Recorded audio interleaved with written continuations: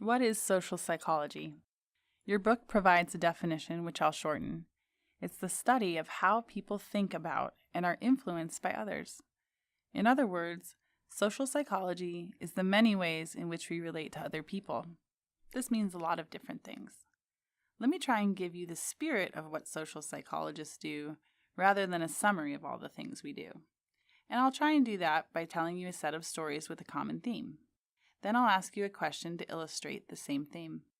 I'm assuming that all of you are familiar with the QWERTY keyboard format. It's the one that's almost certainly used on your keyboard. I just want you to think to yourself for a moment, why do we use QWERTY? How did people decide to use this format? Why not, for instance, a format where all the letters are in alphabetical order? If I told you that it was because people specifically designed it for some purpose, what would you assume that purpose to be? Well, you may think it's because it's a fast way to type. Some of you may know this already, but one of the main reasons QWERTY was designed was to slow down typists. Yep, it's true. QWERTY was developed back before computers, where typewriters were in use. Now, the old typewriters had a tendency to jam if people typed too fast, so it was a good idea to slow typists down. People frequently assume that QWERTY was developed to speed up typists because people assume that it was developed on the same type of typewriters that they use, computers, where jamming isn't a problem. Suppose you have a piece of paper of regular thickness, but our piece of paper is as long as it needs to be, so don't worry about how wide or tall it is. It can be infinitely wide and tall if necessary, but it's just your average piece of paper for thickness. Now, suppose I took that piece of paper and folded it in half. Now, suppose I took that same folded piece of paper and folded it over again. So I'm folding the folds. Now, suppose that I folded the paper like 50 times total, so that each time I'm folding the old folds over themselves. My question is, how thick would the paper be after the 50th fold? I want everyone to think for a couple of minutes about this answer to this question. So go ahead and work on it and use whatever means that you want to find out the answer. Most people get this wildly wrong. I know when I was asked, I said something like a foot, which I thought was a wild overestimate, because most people are working with assumptions about how physical reality is that are not accurate. The answer, by the way, is approximately the distance between here and the sun. Okay, so what's the point of all this? What do these illustrations have in common? Well, they both illustrate an important point. In both of the illustrations, someone assumed that they knew something, but the assumption on which that knowledge was based was wrong. So knowledge, all knowledge, is based on assumptions. Webster's defines an assumption as anything taken for granted. These are just pictorial illustrations of the point, but the point is true. Lurking behind many of the things we say we know are assumptions that have not been tested. They are things we take for granted. Where do these assumptions come from? How do people learn these things? So here's the main reason I tell these stories. Social psychologists have a particular angle and a particular approach to answering these questions. It's to look at the way that reality is socially constructed.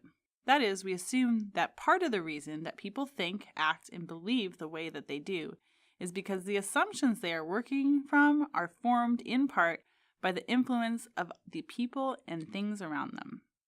We don't simply absorb the reality of our environment directly so that our picture is perfect. Humans don't have a mechanism for that. Rather, our beliefs are formed from a combination of interacting with people and our experiences. Sometimes this works, sometimes it doesn't. Now, I want to be sure that you understand what this doesn't mean.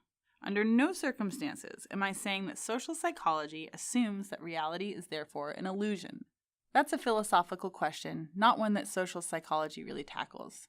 But I would like to point out to you that this idea floating around that because our perception of reality, in part, is socially constructed, and because that's clearly true, somehow we should throw our hands up in the air and say, well, I guess we can't really know anything about reality with it being socially constructed and all. That is not a tenet of social psychology, and it's completely absurd. The fact that something is socially constructed does not mean that it's wrong. Take a simple example. Who was the first president of the United States? That's right, George Washington.